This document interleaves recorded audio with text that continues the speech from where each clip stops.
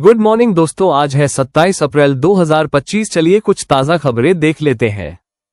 आज के इतिहास की बात करें तो आज ही 1526 में बाबर ने दिल्ली का तख्त संभाला था और आज ही 1606 में जहांगीर ने अपने पुत्र खुसरो को गिरफ्तार किया था।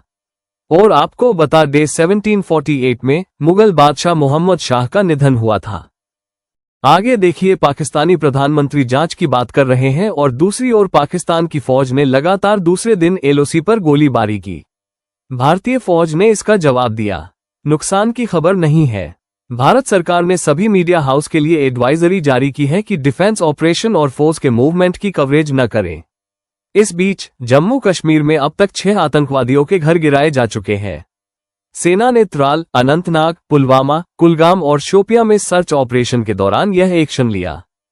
आगे देखिए, आरएसएस प्रमुख मोहन भागवत ने शनिवार को एक बार फिर पहलगाम हमले पर बयान दिया।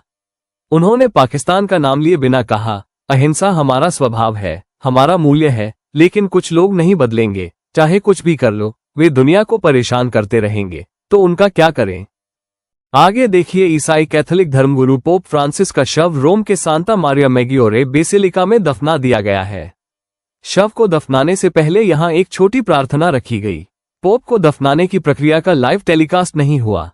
आगे देखिए, ईरान के बंदर अब्बास पोर्ट पर शनिवार को विस्फोट में 4 लोगों की मौत हो गई और 500 से ज्यादा घायल हो गए।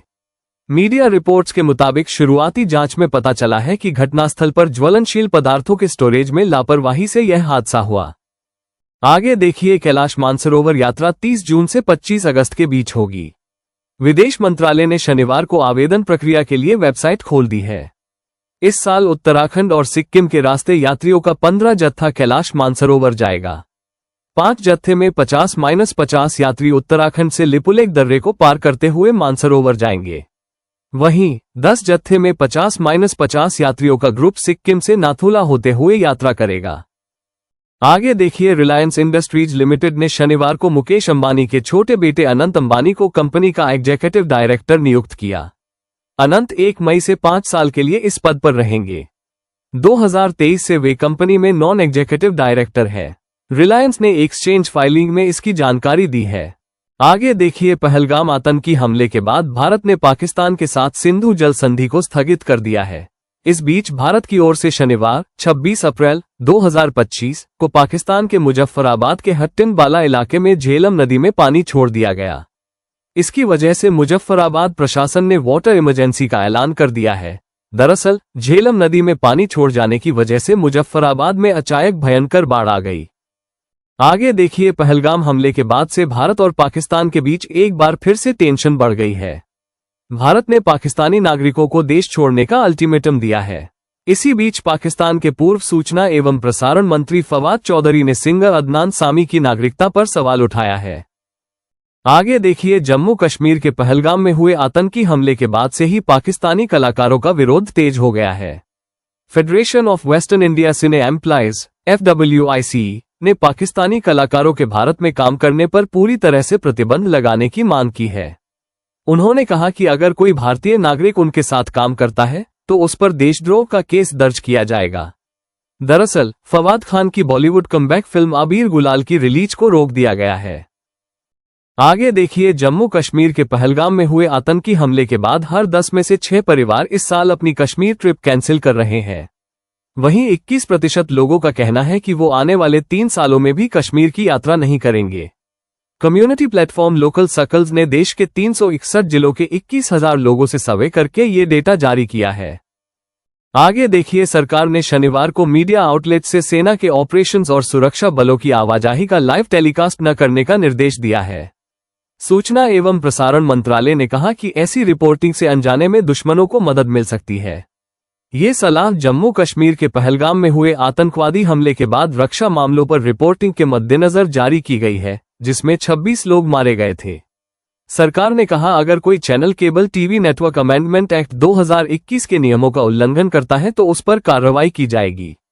इधर भारतीय रेलवे ने भी कश्मीर में तैनात गैर कश्मीरी कर्मचारियों के लिए एडवाइजरी जारी की है, जिसमें कहा है कि कोई गैर कश्मीरी कर्मचारी अकेले बाहर न जाए। उन्हें ऑफिस आने जाने के लिए भी RPF की ओर से सुरक्षा मुहैया कराई जा रही है।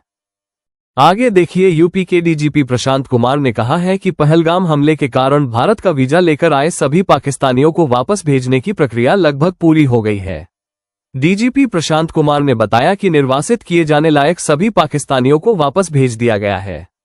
केवल एक नागरिक रह गया है, जिसे 30 अप्रैल को पाकिस्तान भेजा जाएगा। आगे देखिए, कर्नाटक हाईकोर्ट ने राष्ट्रीय प्रतीकों और चिन्हों जैसे तिरंगा, अशोक चक्र आदि के गलत इस्तेमाल पर रोक लगाई है। कोर्ट ने कहा कि इन प्रतीकों का इस्तेमाल केवल वही लोग या संस्थाएं कर सकते हैं जिन्हें इसकी परमिशन दी गई हो। कोई भी ऐसा व्यक्ति जो इसके लिए अधिकृत नहीं है, वो इनका इस्तेमाल नहीं कर सकता। कोई भी इन्हें गलत तरीके से या निजी फायदे के लिए इस्तेमाल नहीं कर सकेगा।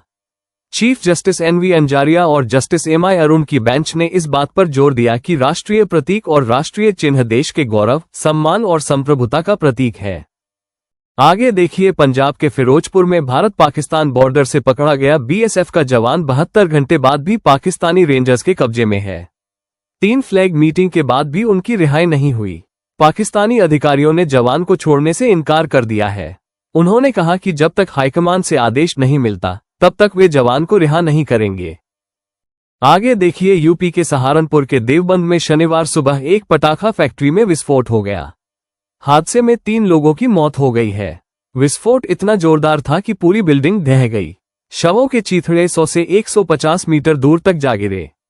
प्रत्यक्षदर्शियों ने बताया कि धमाके की आवाज 5 किलोमीटर दूर तक सुनाई दी।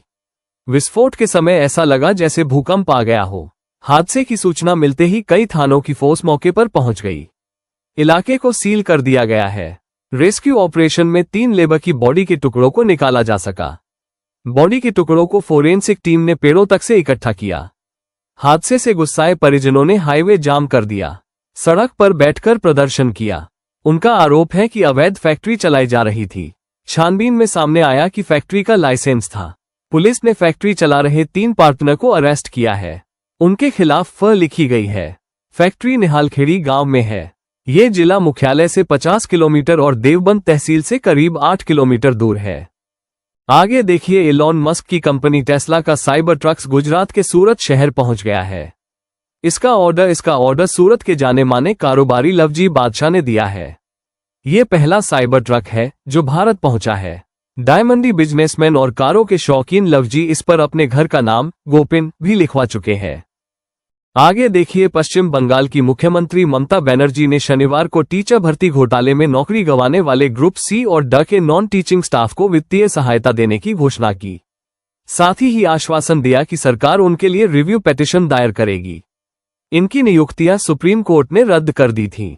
सीएम ने कहा कि अगर सुप्रीम कोर्ट रिव्यू पिटीशन खारिज कर देता है तो सरकार उनकी मदद के वैकल्पिक उपाय तलाशेगी। आगे देखिए, हरियाणा में हिसार के बालसमंद से एक पाकिस्तानी हिंदू परिवार को दिल्ली भेज दिया गया है। पहलगाम में हुए आतंकी हमले के बाद पुलिस ने ये कार्रवाई की है। इस परिवार में कुल 15 सदस्य हैं। परिवार पिछले 7 महीने से बालसमंद में रह रहा था। आगे देखिए, मुंबई पुलिस के मुताबिक 2008 मुंबई आतंकी हमले का मास्टरमाइंड तहव्वुर राणा पूछताछ में सहयोग नहीं कर रहा है। मुंबई पुलिस की क्राइम ब्रांच ने 23 अप्रैल को दिल्ली में नियर दफ्तर में आरोपी राणा से करीब 8 घंटे पूछताछ, जिसमें उसने घुमा फिराकर जवाब दिए थे। आगे देखिए, डीआरडीओ ने शुक्रवार को हाइपरसोनिक वेपन टेक्नोलॉजी में बड़ा मुकाम हासिल किया। हैदराबाद की defence research and development laboratory DRDL ने 1000 सेकंड से ज्यादा समय तक active cool scramjet subscale combustor का ग्राउंड टेस्ट किया। ये टेस्ट डीआरडीओ की state of art advance centre scramjet connect test facility में किया गया। आगे देखिए, जम्मू कश्मीर के पहलगाम में आतंकी हमले के बाद देश भर में विदेशी नागरिकों के खिलाफ एक्शन शुरू हो गया है। गुजरात के अहमदाबाद में 890 और सूरत में 134 में पुलिस ने शनिवार को महिलाओं और बच्चों सहित करीब 1000 अवैध बांग्लादेशी प्रवासियों को हिरासत में लिया। वैध दस्तावेज नहीं मिलने पर उन्हें भारत से निकाला जाएगा। गुजरात के गृह राज्य मंत्री हर्ष संघवी ने कहा, इनमें से कई लोग ड्रग्स और मानव तस्करी में शामिल हैं और हाल ही में गिरफ्तार किए गए 4 बांग्लादेशियों में से 2 अलकायदा के स्लीपर सेल में काम करते थे। इन बांग्लादेशियों की पृष्ठभूमि और गुजरात में उनकी गतिविधियों की जांच की जाएगी। हरियाणा में राज्य सरकार ने 460 पाकिस्तानियों को निकालने का आदेश जारी किया है। अभी इन्हें हिरासत में लेने की कोई सूचना नहीं है। सीएम नायब सैनी ने पाकिस्तानियों को वापस भेजने के लिए गृह विभाग से प्लानिंग मांगी है।